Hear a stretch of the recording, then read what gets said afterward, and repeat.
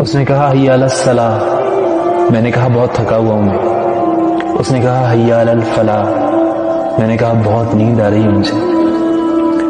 اس نے کہا الصلاۃ خیر من النوم، میں نے تکیے کو سر کے نیچے دبایا اور سو گیا۔ پھر صبح 11-12 بجے میری آنکھ کھلی۔ آنکھ کھلتے ہی امی نے کہا بیٹا ناشتہ تیار ہے کھا لو۔ پھر ناشتے کو دیکھ کر مجھے صبح والی وہ بات یاد آ گئی کہ بے شک اللہ تعالیٰ کی طرف سے تو کوئی رد عمل ہی نہیں ہوا، بے شک وہ اللہ ہے، اور وہ اللہ جب ناراض ہوتا ہے نا، رزق نہیں چھینتا، آپ کو یتیم نہیں کرتا، بلکہ آپ سے سجدے کی توفیق چھین لیتا ہے۔ جس بندے کو یقین ہونا میں نے رب سے ملنا ہے، اسی کی طرف جانا ہے، اس کے لیے نہ نماز مشکل ہے نہ صبر مشکل ہے، اس کے لیے دونوں چیزیں آسان ہو جاتی ہیں۔ شرط یہ ہے کہ شوق ہو تیرے اندر رب سے ملاقات کا۔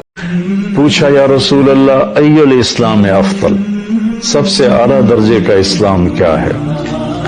تو آپ نے ارشاد فرمایا من سلم المسلمون من لسانہ و یدہ، جو کسی کو بھی اپنے ہاتھ اور زبان سے تکلیف نہ پہنچائے، اس کا اسلام سب سے اعلیٰ اور افضل ہے۔ خوبصورت اسلام اس کا ہے جو کسی کو تکلیف نہ پہنچاتا۔